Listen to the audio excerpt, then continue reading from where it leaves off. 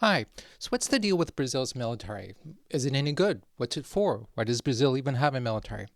In this video, I want to continue my series on different countries' militaries and their military policies, etc.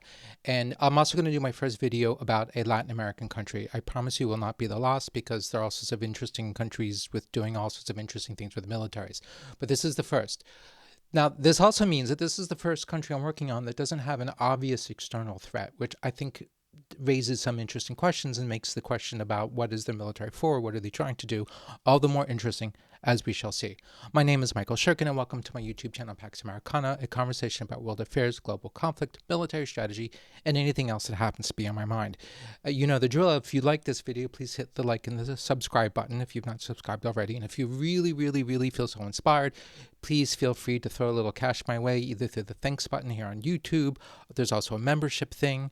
And also in the link down below, you're going to see a link to buy me a coffee. If you choose for the membership option, that basically guarantees that you will be among the coolest people on earth. And for those of you who already are members, thank you. Thank you very much. It really helps. It's extremely important. Now, Brazil. So let's talk about Brazil. I'm going to divide this video into several parts. There will be timestamps in the description below so you can jump around. In part one, I want to talk about Brazilian military history and also the history of Brazilian military policy. I will spend a little bit more time on this than I might normally do in these videos simply because this is a very new subject to me. I don't pretend to know much about Brazilian history or military history at all, and I'm going to bet that you don't either, unless you happen to be Brazilian. Now, if you are Brazilian, and if you're watching this video, my videos for the first time, if this is the first you've seen, welcome. I'm really glad that you're here. Also, if I oversimplify too much, if I make any mistakes, those of you who actually are experts on this subject, please weigh in on the comments. This is supposed to be a conversation. I found that a lot of the comments that people have made on the videos are actually very helpful. Everybody learns from them, and I appreciate it. It's like, no, you got this wrong. This is what the story really is. I like that, actually. I don't see that as criticism at all. I think that's great. We're learning. Okay, so part two, I'm going to discuss contemporary Brazilian military policy. And then in part three, I want to give a general overview of the Brazilian military with an eye towards trying to figure out the extent to which what Brazil's doing with its military actually makes sense in light of its policy. Spoiler alert, I think it does. Okay, so part one, Brazilian military history and the history of Brazilian military policy. Now, taken as a whole, there are several trends I see in Brazilian military history and Brazilian military policy. Now, I'm going to paint in very broad brushstrokes here, so I'm really at risk of some major oversimplification. Please forgive me. In order to do this, if I really want to do this correctly, it'd end up being like a 2-hour-long video, and I don't want to make a 2-hour-long video, and you don't want to watch a 2-hour-long video. So I'm going to simplify it a little bit, and I really hope I don't make too many mistakes. And again, if you see something or hear something like, no, it's not quite like that, Michael, please feel free to weigh in the comments. Okay, so these things, these themes that I see in Brazilian military history and the history of Brazilian military policy are, first of all, a focus on internal security, with interstate wars largely being a phenomenon of the colonial period and, most importantly, of the 19th century. Most of the time, Brazil's military has been focused on solidifying its rule and putting down rebellions and active and slave rebellions. So, think about it's carving out this gigantic empire, this huge continental country. It's guaranteeing, it's establishing the borders, fending off the borders, and just sort of solidifying its role and then dealing with various domestic problems. The other thing that I saw, before I get too distracted, the second theme is a history of dependence. First on Great Britain, we're talking late 19th, early 20th century, and then on the United States, which helps explain the country's relative disinterest in external security. In a sense, that was assumed first of all by the Pax Britannica and then by the Pax Americana. Post-Cold War, and today, one can easily identify desire on the part of Brazilians to be less dependent on outsiders by developing its own in a much more of an autonomous foreign policy, but also, above all, a robust defense industry. The Brazilians realized that if you don't have your own defense industry, if you're dependent on foreigners for everything in terms of your defense, there's a limit to your own autonomy vis-a-vis foreign affairs. So this has been a real emphasis for them. And then the third thing I've seen is a history of military interventions in domestic politics. Brazilian military has played a very potent and strong role in domestic politics and domestic political history.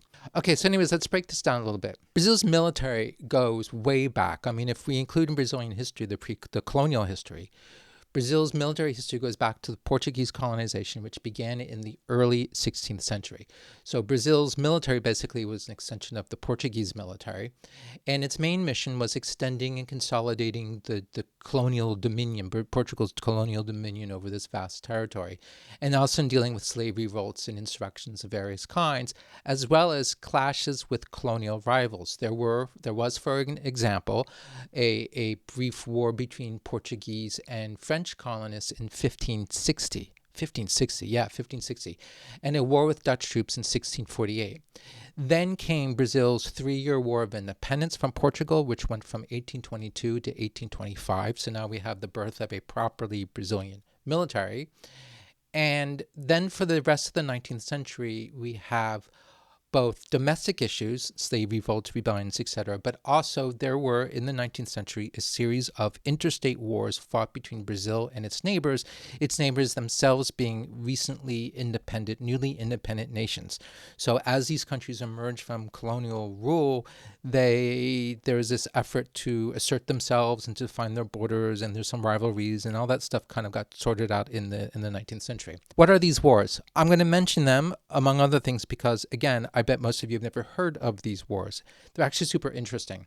They have, first of all, there's the Cisplatin War, 1825 to 1828. This was between the United Provinces of the Rio de la Plata, Argentina and Uruguay, of the territory of Cisplatina, which today is now Uruguay.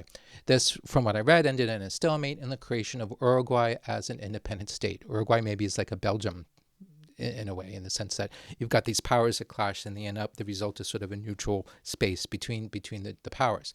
Then you have the Platin War, 1851, 1852. This is Brazil and Argentina with the Uruguayan allies fighting against an Argentine dictator, Juan Manuel de Rosas, which resulted as Brazil's sort of emergence as a regional power.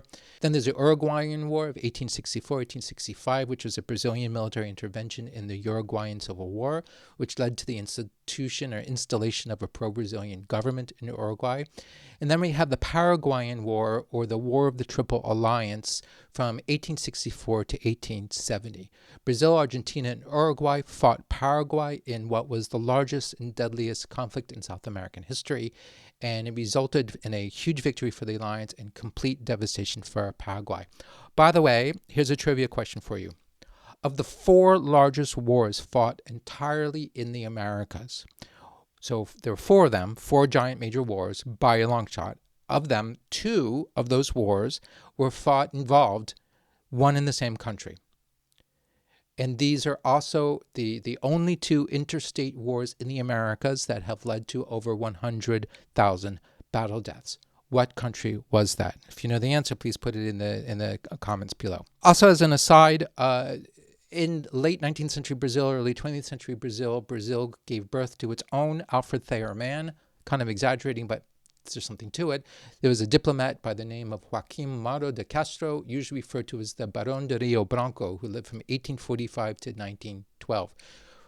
Rio Branco's, I think his most important legacy is that as a diplomat, he managed to settle a lot of the territorial disputes between Brazil and its neighbors, including France. So through negotiation, through the diplomacy, and I think that was a big deal, and it's probably a large reason why there haven't been subsequent interstate wars involving Brazil in South America. But he also had an idea that I think planted a seed in Brazilian thinking.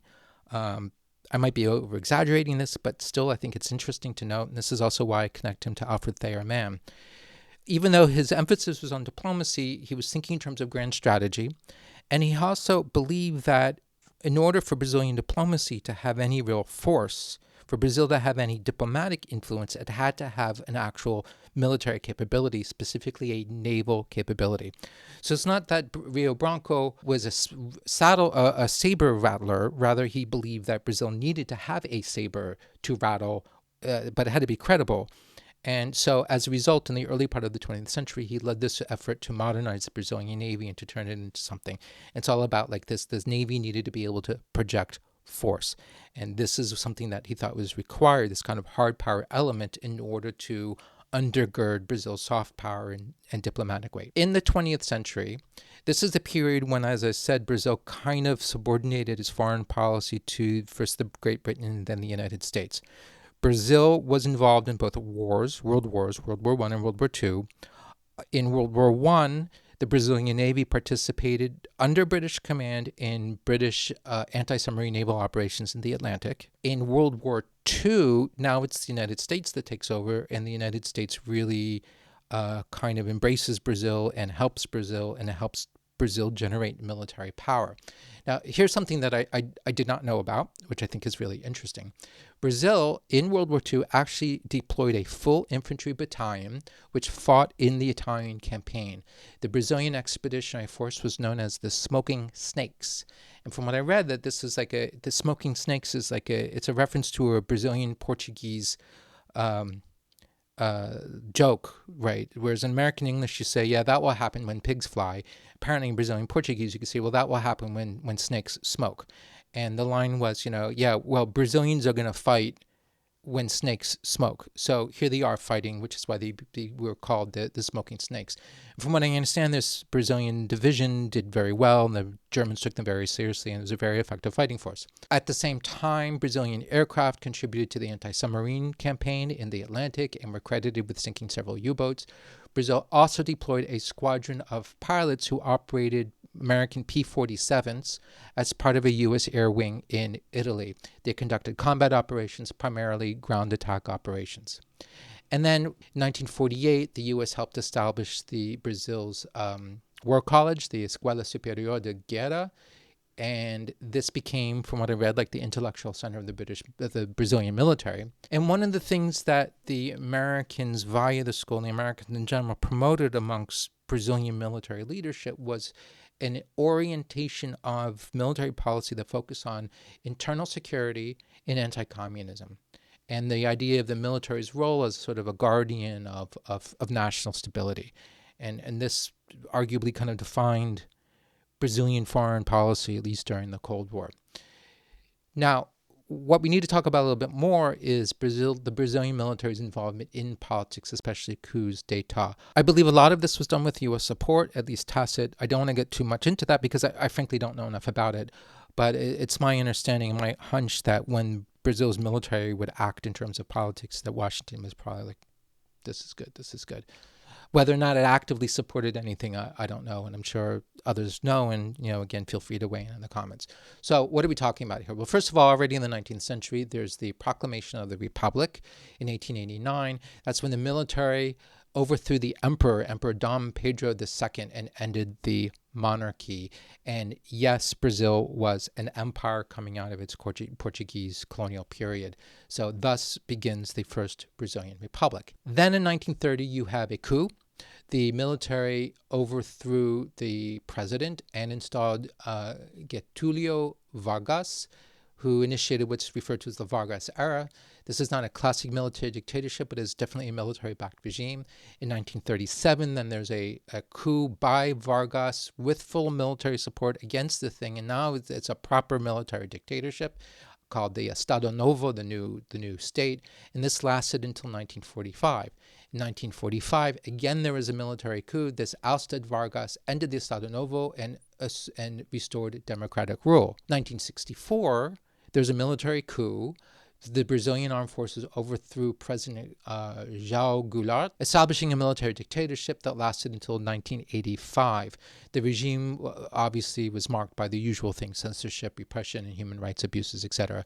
I'm sure it was steadfastly anti-communist, and thus, I can imagine how the Reagan administration thought that was all cool.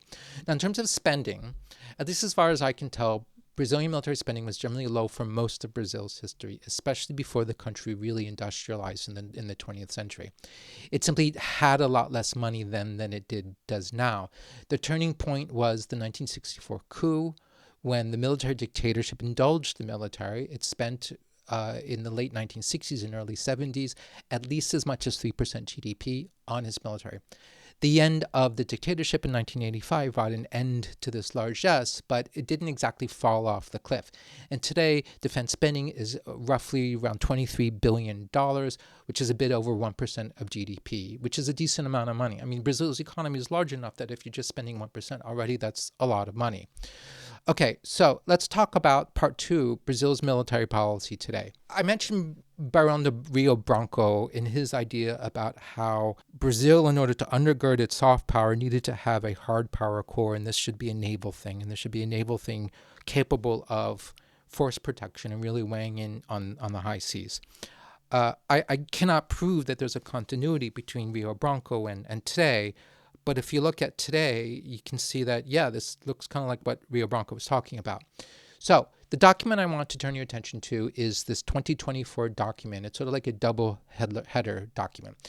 It's called both the Política Nacional de Defesa, again, forgive my pronunciation, or the National Defense Policy, or the PND, and the Estratégia Nacional de Defesa, or the END, the National Defense Strategy. They're both together in the same document. I know enough. I don't know Portuguese.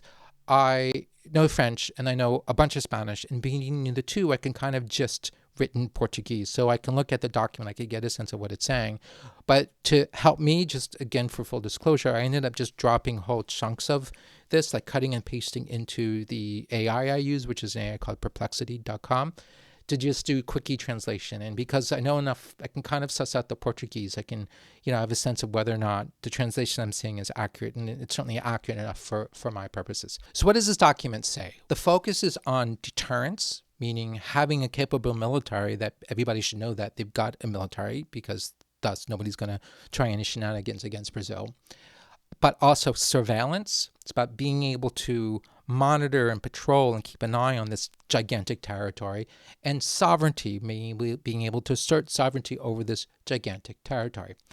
And then there's some really interesting bits, okay, because all of that is sort of self-evident, like, yeah, of course, but there's some interesting bits that I think distinguish Brazil from certainly some of the other countries, and I think help us understand more Brazilian defense spending when we get to part 3, which actually gives an overview of the Brazilian military. Okay, first of all, this policy clearly assigns for the military a role in domestic stability and in law and order. It sets up the Brazilian military as something of a guarantor of constitutional order. The second really interesting thing, and this is something I knew nothing about, was the idea of the Blue Amazon. So Blue Amazon, what is that? So Blue Amazon refers to, and apparently it's a trademarked term, it refers to a very forward-leaning interpretation of Brazil's maritime control and the chunk of the Atlantic that Brazil is claiming sovereignty over.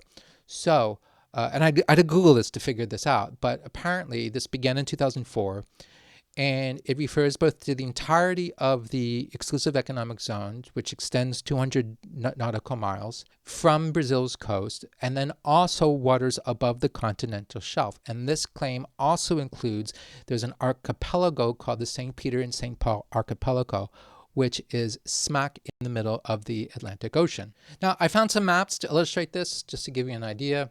Here's a map that shows sort of the extent of the Blue Amazon, and the top right, you see there's this sort of big circle around the archipelago of St. Peter and St. Paul. And then also to further this, because you're looking at this and you're wondering where the heck is that, according to Google Maps, it is, like I said, smack in the middle of the Atlantic. Now, this is the point into which it's sort of like straits, if you will, between South America and Africa. They're much closer than you would think. But there it is, so like right in the middle of it. So Brazil is claiming that as its sovereign waters. Also want to add to that the Brazilians conceive of a particular bit of their own coastline as being particularly sensitive. So they want to really, really control this. And this is this area between the towns of Santos and Vitória, which includes it's here on this map, but basically we're talking about São Paulo, Rio de Janeiro, and from what I gather, kind of like represents the kind of the economic heart, the industrial heart of the country. So they're saying, like, and one of the interesting things, and maybe I'll say more about this for the Navy, is that they aspire not to seek control or dominance, but rather anti-denial. They want to be able to keep others out of these waters. Okay, so this brings us to part 3, overview of Brazil's military. The military is large. It has 376,000 active duty officers, and I read this, not sure if I believe this is such an astounding number, 1.3 million reservists. The budget is, as I said, is about $23 billion, or about a little over 1% of GDP.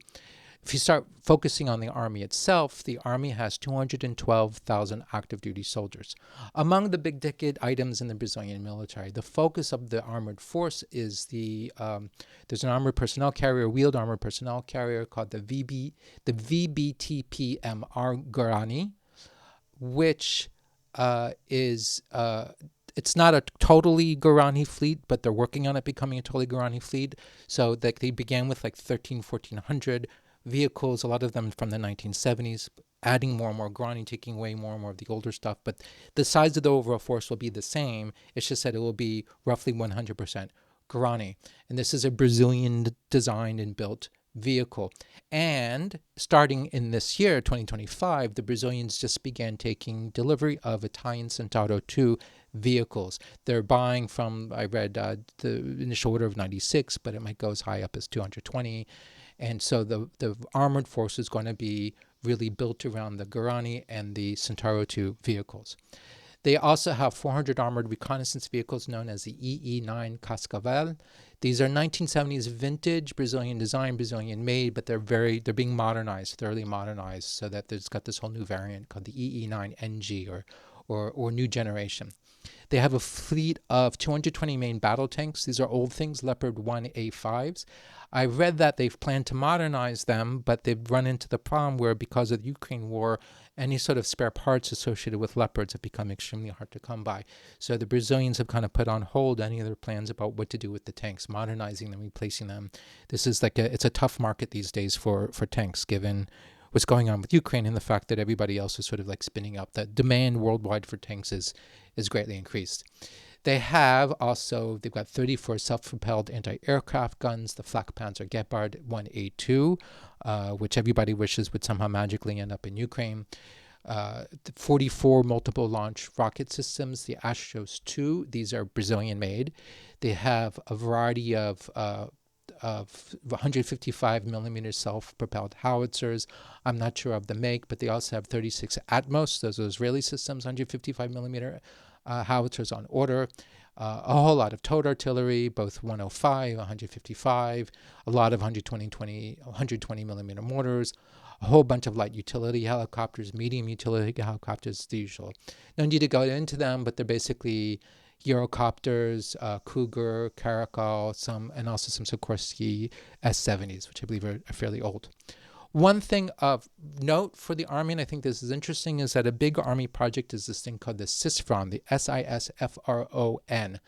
SISFRON is this very ambitious border defense system that they're building. It's not defense, it's more like monitoring. It's fences and cameras and radars, and supposed to cover the entirety of Brazil's land borders, all sort of networked into watch stations and computer stations. Here's an image of some Brazilians inside some sort of command thing, looking at screens and just seeing like what's going on.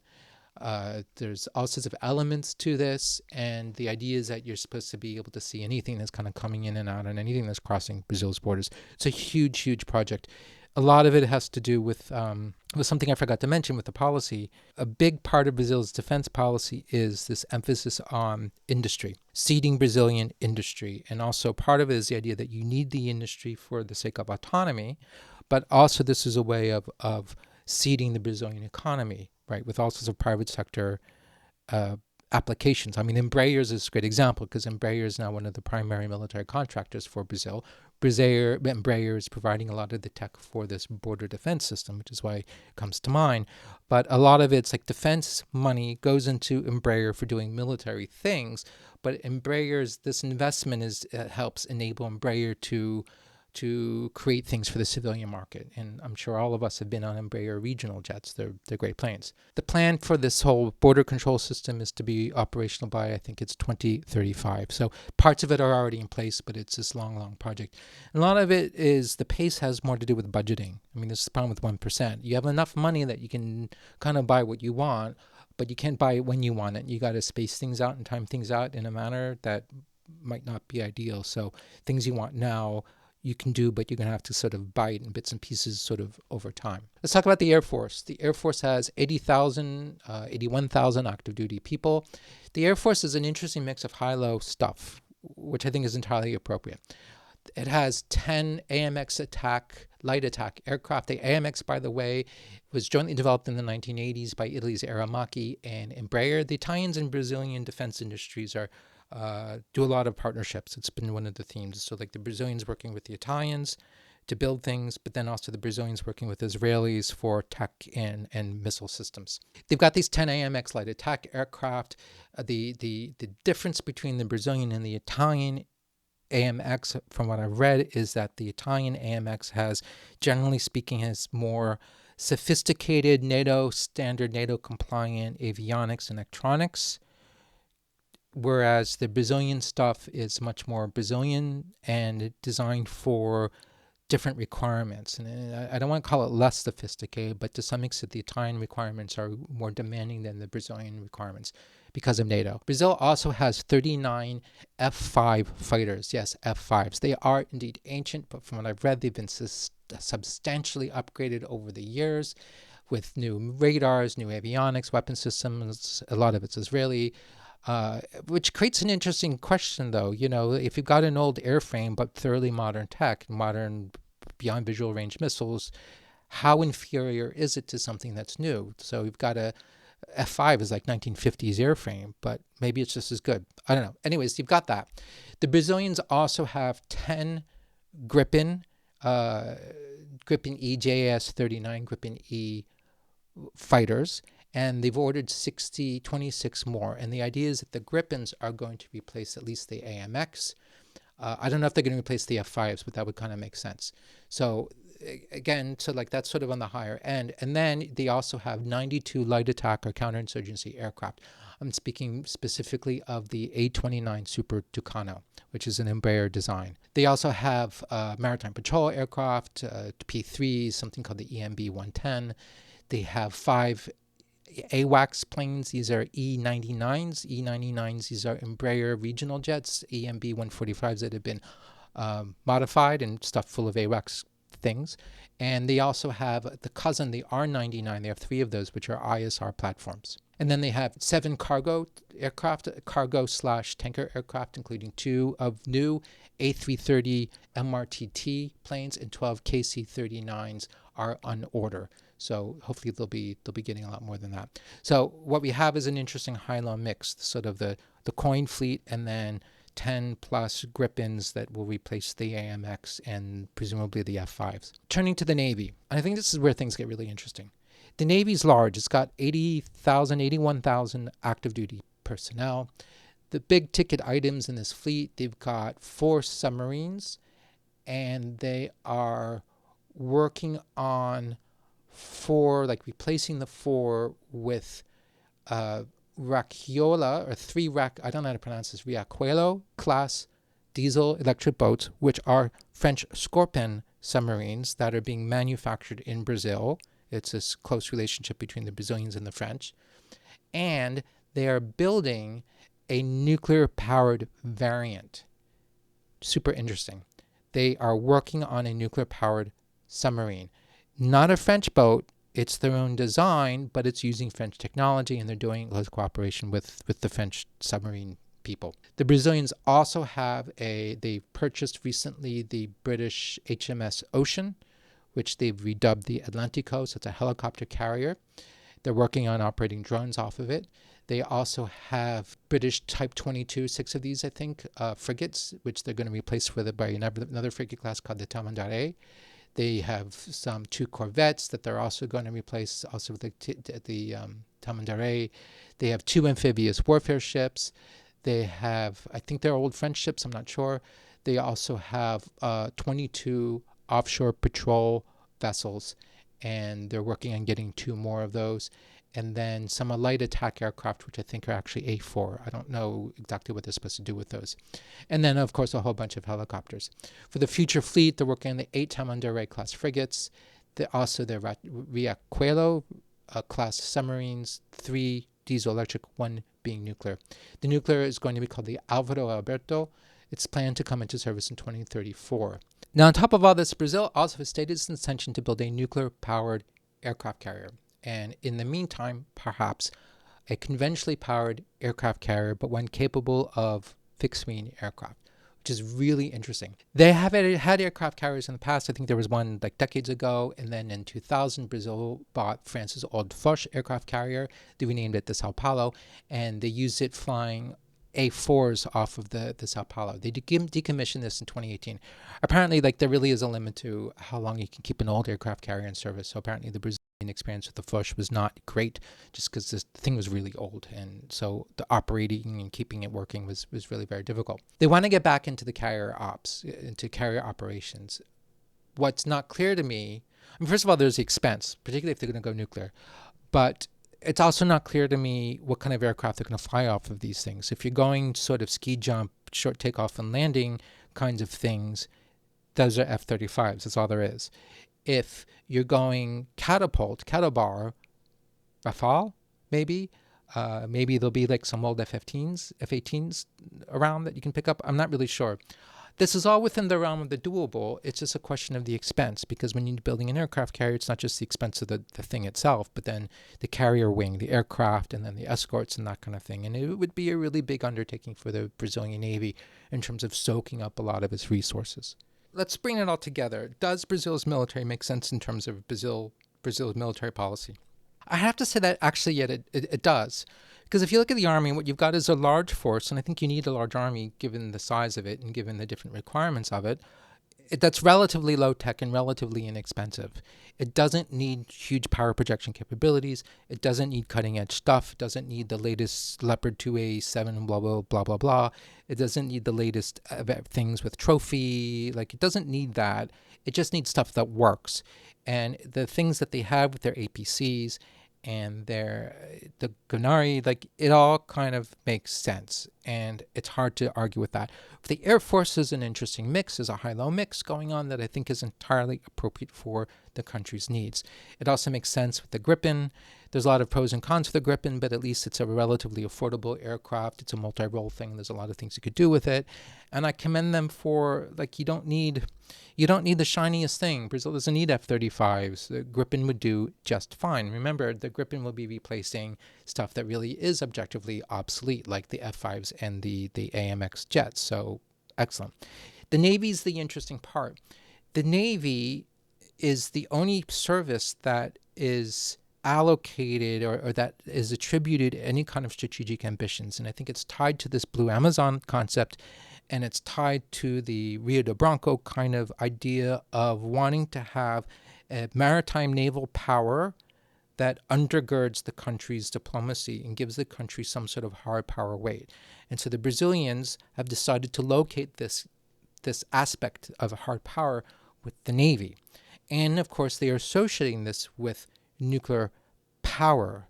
And they are doing it in a way that both extends the capabilities. So obviously a nuclear-powered submarine is a lot more capable than a diesel-electric boat. It extends their capabilities far into the Atlantic, over large stretches of the Atlantic. And also, perhaps more importantly, is that all of this is intended to goose Brazil's own domestic industry. So the thinking is, you invest in these kinds of capabilities, this is all going to be for the industry, good for the industry, and they're hoping, according to the document, that they aspire for the entire life cycle of the uranium enrichment and recycling and all that kind of thing, the whole nuclear fuel aspect to be done in-house. That will be an entirely Brazilian capability. And the Brazilians are clearly thinking that this is in their interest to do so in terms of industry and economic applications, that this will have cascading benefits for the industry as a whole. So does it make sense? I would think so, yeah. Does a nuclear-powered carrier make sense? Does a carrier make sense? It makes sense in the sense of wanting to be able to project power deep into the Atlantic. Then there's some logic to it. Where it becomes questionable is whether or not it makes sense from the point of view of the vast expense that would have to go into building and operating this thing, plus the carrier, the airplanes, and the escort vessels. Maybe that's just too much. Maybe that doesn't make sense. The nuclear-powered submarine arguably is more bang for the buck and makes a little more sense in terms of what you're getting for the resources, plus what the Brazilians are hoping to achieve by investing in that kind of industry. Thank you very much. I hope you like this video. Again, please hit like and subscribe. If you look in the description, you're going to find I've put links to my Twitter Substack. I read a Substack, also called Pax Americana, my Blue Sky, my LinkedIn, my own website, michaelshirkin.com. You will also find the Buy Me a Coffee link. And again, please, feel free to throw some money my way. And stay tuned. There's plenty more in the pipeline. Thank you. Bye-bye.